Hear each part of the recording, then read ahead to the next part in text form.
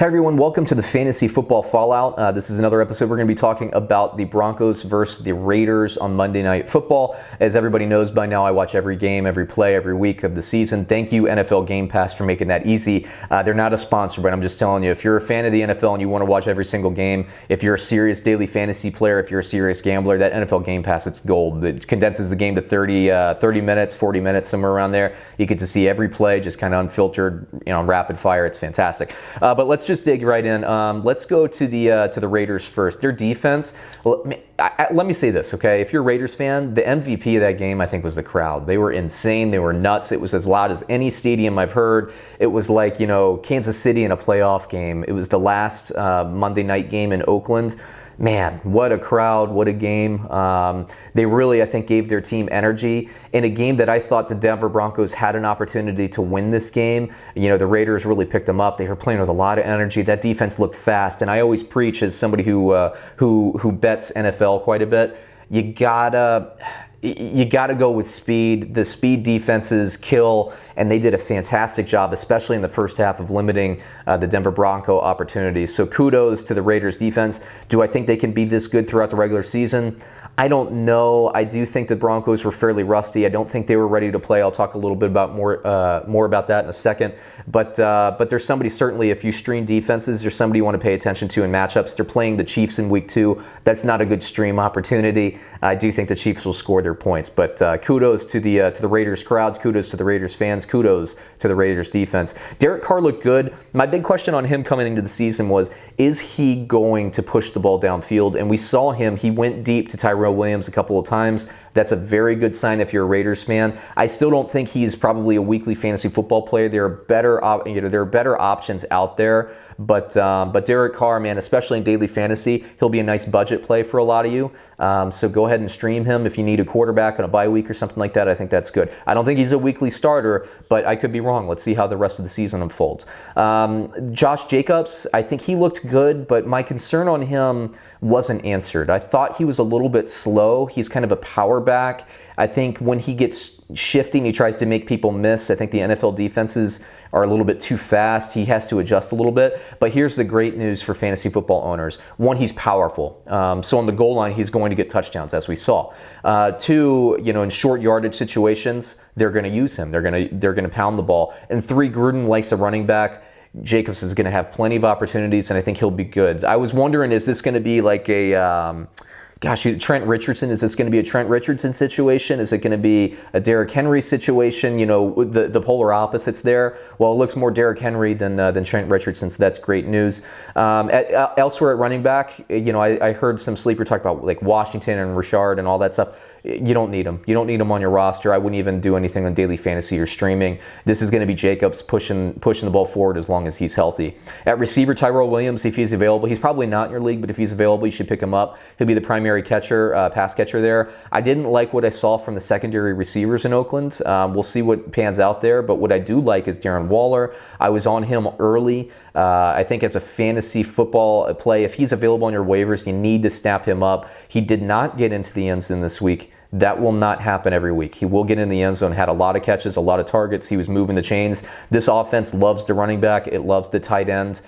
So I think those guys, even more than Tyrell Williams, are the people to focus on from a fantasy point of view. On the Denver side, I said they didn't look ready to play. Man, the coaches looked confused.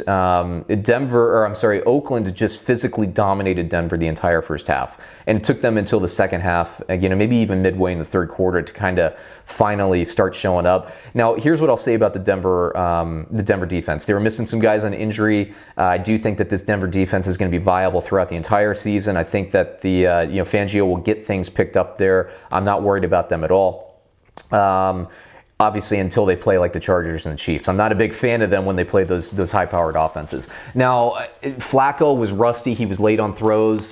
He looked a lot better in preseason than he looked in the regular season. Again, credit the Oakland Raiders defense there. They were playing fast and strong, and they were giving him fits. I think he'll be okay, but he's not a fantasy football starter. He's maybe a daily fantasy budget play. You don't really want to look too much into it. Noah Fant, the rookie, who I was quite high on, he had his opportunities. He couldn't get anything going. He played actually poorly early. He had a couple of bad penalties early. He'll be better later in the year.